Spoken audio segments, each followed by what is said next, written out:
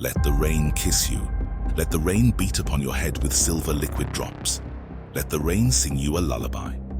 Morosend was a quaint coastal town, nestled between craggy cliffs and the sea.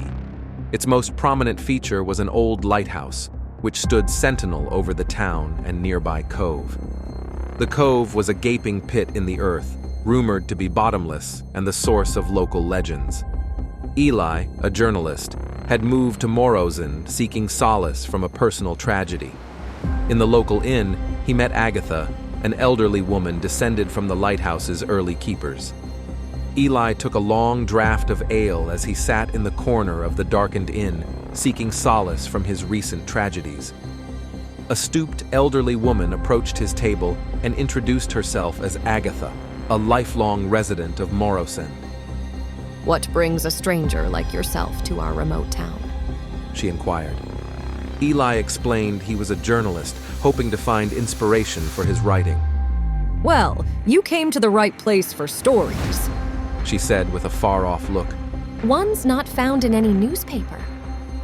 Eli leaned forward as Agatha began her tale, eyes reflecting the flickering flames of the inn's hearth. "The lighthouse has stood over Morosend for centuries, guiding ships away from the treacherous shore. My ancestors were among the first keepers, tasked with ensuring the beacon never went dark." Agatha described the isolating nature of the lighthouse duty, how the structure became one's whole world. Her voice dropped lower. "But the keepers also had another threat lurking right beneath their feet, the cove." She went on to describe the cove as an ancient abyss in the cliffs, whose depths were unfathomable. Local legends spoke of a haunting siren song that would drift from its mouth and echo through the lighthouse stairwell on stormy nights. "My great-grandfather heard the melody first," Agatha whispered. "It stoked his curiosity, luring him down into the cove despite the tricky currents. He was never seen again." The narration continued, telling of how each generation of keepers lost more souls to the cove's irresistible but deadly call. Agatha's own grandfather had vanished under similar circumstances 30 years prior. Agatha concluded solemnly, "Now the lighthouse sits abandoned, but on nights when the wind howls, it still plays that melancholy tune. Few can resist its allure, and perhaps you'll be next to hear its song, my dear." Intrigued, Eli began investigating the lighthouse and cove. In the lighthouse, he found the diary of the last keeper. The final entry described a melody that called to him every night. That same night, Eli heard the song, a melancholic lullaby carried on the wind. Inexplicably drawn to the cove, Eli stood at its edge as a storm brewed overhead. Agatha approached, warning that the song seduced those with emptiness in their hearts. But Eli felt an irresistible pull towards the mysteries ahead. Over the next few weeks, Eli's obsession deepened. He spent all his time studying the cove, despite local rumors that he would become its next victim. The tales of the lighthouse keepers who had vanished haunted him. One night, Eli entered the lighthouse armed with only a lantern.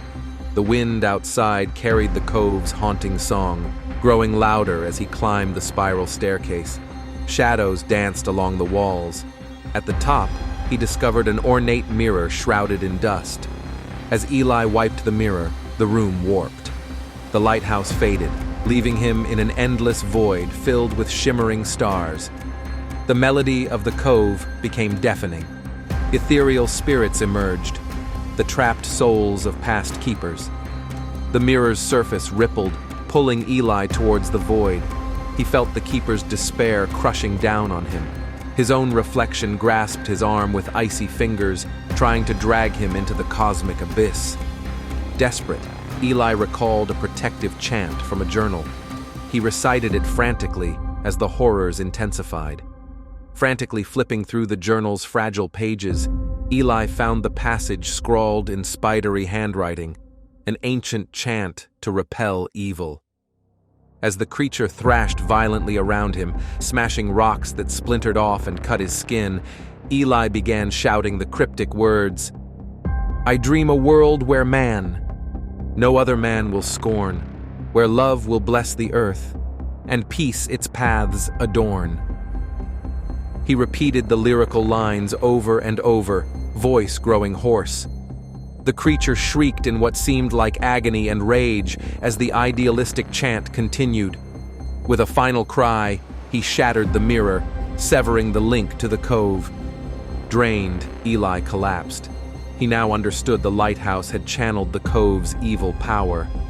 But the mysteries of this ancient evil remained. Eli avoided the cove after this harrowing ordeal, though the memories continued to haunt him. Determined to document the horrors he'd witnessed, Eli penned his experiences for others to heed the cove's dangers. But he knew the cove's true nature was unfathomable. Despite destroying the mirror, its song still drifted on the winds, beckoning new souls. One fog-veiled evening, drawn by the familiar melody, Eli returned to the lighthouse. Inside, he uncovered a hidden trap-door leading to a spiral staircase. As he descended, the song reverberated through the enclosing darkness. The stairs ended at a vast cavern. In the center, surrounded by jagged rocks, sat an antique music box. It was open, a tiny dancer slowly revolving as the chilling tune played. Compelled, Eli approached and grasped the music box. The song stopped abruptly.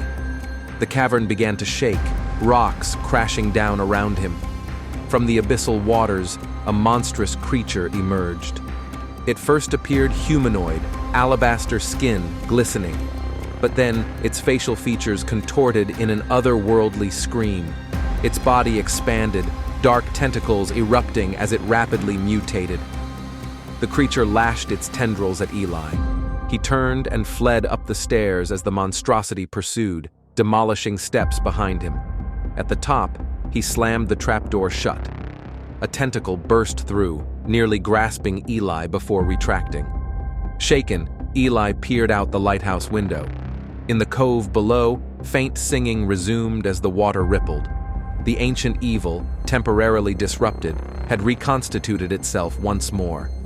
Realizing he had merely disturbed part of a greater menace, Eli knew he faced two choices: flee Morrowsend or unravel the true mystery of the cove. He chose the latter. Through clues and family records, Eli learned the music box was a relic given to one of Agatha's ancestors.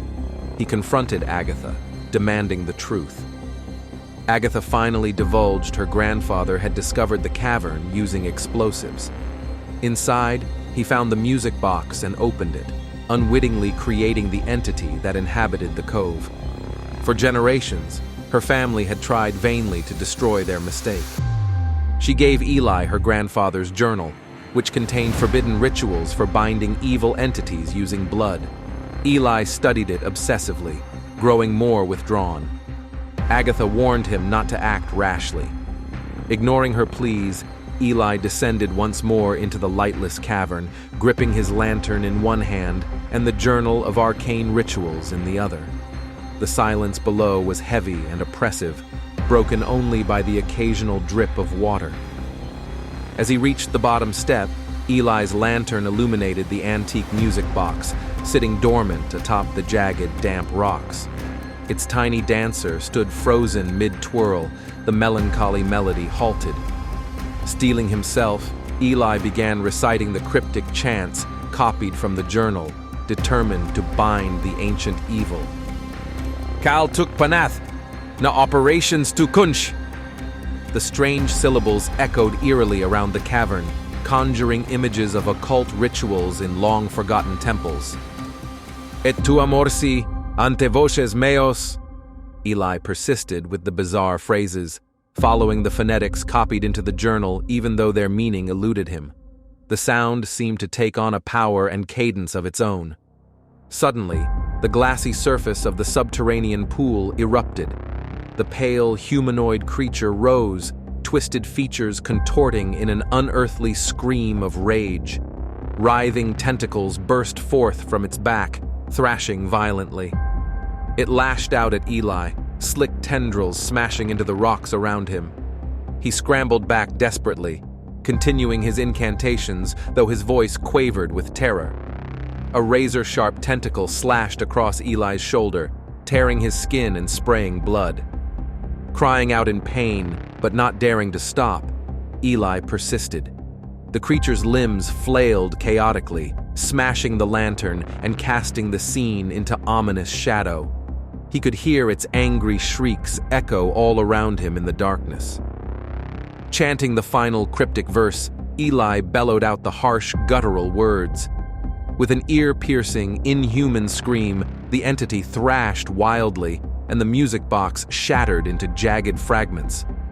A swirling black vapor erupted from its remains, shooting through the air into Eli's open mouth before pouring down his throat.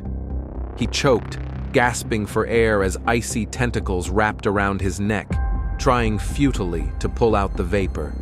Then, suddenly, silence. Deafening silence. Agatha climbed the winding stairs of the lighthouse slowly, each step heavier than the last. Her frail hand traced the rough stone wall to steady herself as she ascended toward the beacon room. Up here, the wind howled mournfully through broken panes. Shards of glass crunched under her feet. She paused to look out past the jagged teeth of broken window. The cove below was a black void, rendering the lighthouse's warning light obsolete. Turning from the view, Agatha shuffled through the debris, sifting half-heartedly. She knew she wouldn't find what she sought. The lighthouse was now as empty as she felt inside. With a long sigh, she lowered herself creakily onto a dusty crate. Her eyes wandered over the remnants of Eli's frantic research. Books strewn open, crumpled pages, scribbled notes. Agatha gently closed each one, as if laying sleeping children to bed. After some time passed, she rose, casting a final look around the room, empty save for lingering shadows. She had tried to warn the headstrong fool. Some doors were not meant to be opened. Now there was only silence and more loss. Leaning heavily on her cane, she made her way down the dim staircase. Emerging into dusk, she raised her eyes to the lighthouse tower standing tall and resilient, a monument to vanished lives. Then slowly, she turned toward home as the light faded over Morrow's End.